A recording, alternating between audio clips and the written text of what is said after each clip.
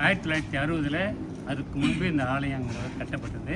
இந்த ஆலயம் கட்டப்படுவதற்கு முன்பு இந்த ஆலயம் வந்து ஒரு ராமர் கோயிலாக பக்கத்தில் ஒரு சின்ன ராமர் கோயிலாக இருந்தது, ஒரு சீனனுடைய நிலத்தில். அந்த சீனன் என்ன செய்தான், அந்த நிலம் எடுத்துகிட்டு கோயிலை இங்கே கட்டுவதற்காக குறிப்பிட்ட ஒரு தொகையும் கொடுத்து கோயிலை கட்ட ஒப்புதல் கொடுத்தான். அந்த அடிப்படையில் அந்த கோயில் 1960 சிறப்பாக கட்டப்பட்டு இவ்வளோ நாள் இங்கே உள்ள மக்கள் அதுக்கு ஆதரவு தந்து அந்த நிலையில் கடந்த 1960 பிறகு 2 தடவை கும்பாபிஷேகம் செய்திருக்காங்க. முறையாக 1994 கொஞ்சம் சிறப்பான முறையில் முன்னாள் தலைவர் வடிவேலு இருந்தார். அவருடைய தலைமையில் முதல் கும்பாபிஷேகம் சிறப்பாக எல்லா ஆலயத்துக்கெல்லாம் மரணம் பூசி செய்தோம். அதன் பிறகு 2வது முறையாக நம்ம சிறப்பாக இந்த கோயிலை வந்து சீனை வந்து நிலம் கேட்டதுனால பிறகு வேற ஒரு சீனை அதை எடுத்து எங்களுக்கு ஒப்படைச்சிட்டான். இதற்கு முக்கியமாக நமது ப்ரொஃபஸர் இருக்கார் இல்லைங்களா, அவர் முன்னுக்கு நின்று இந்த நிலத்தை கோவிலுக்காக வாங்கி கொடுப்பதற்கு முயற்சி எடுத்தார்.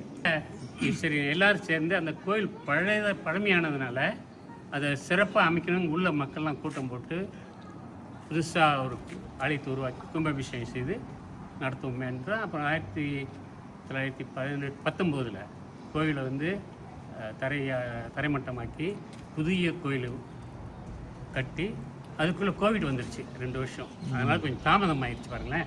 அப்போ 2020 கோவிடுக்கு பிறகு இந்த கோயிலை கட்டி 4 லட்சத்துக்கு நாங்கள் பிளான் பண்ணோம் முதல்ல. ஆனால் இப்போ வந்து அதை விட அதிகமாக ஆயிடுச்சு. இதற்கு அதிகமானவர்கள் எங்களுக்கு வந்து உதவி செய்திருக்காங்க.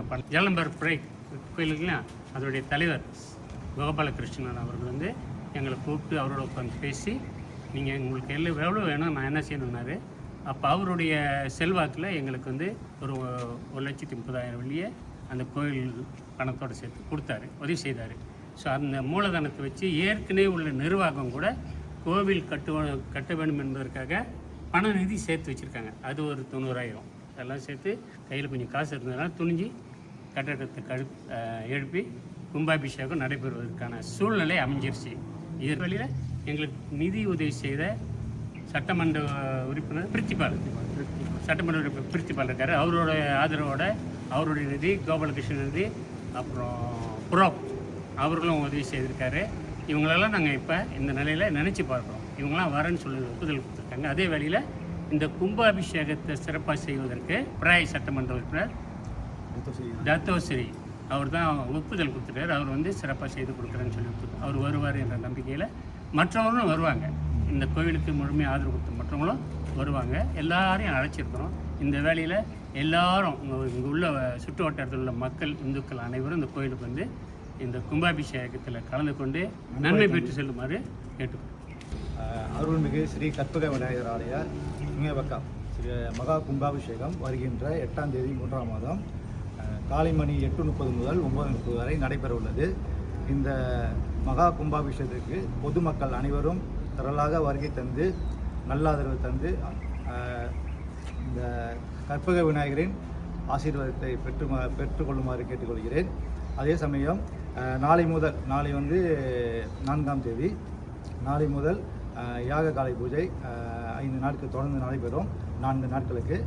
அதன் பிறகு ஞாயிற்றுக்கிழமை வந்துட்டு மகா கும்பாபிஷேகம் நடைபெறும். அப்போ இந்த கும்பாபிஷேகத்தில் எல்லாரும் திரளாக வந்து கலந்து கொண்டு போய் கேட்டுக்கொள்கிறோம். அப்புறம் நன்கொடை வழங்கி ஆதரவு தந்த பொதுமக்கள் அனைவருக்கும் எங்கள் ஆலயம் சார்பாக நாங்கள் எங்களுடைய மனமார்ந்த நன்றிகளை தெரிவித்துக் கொள்கிறோம்.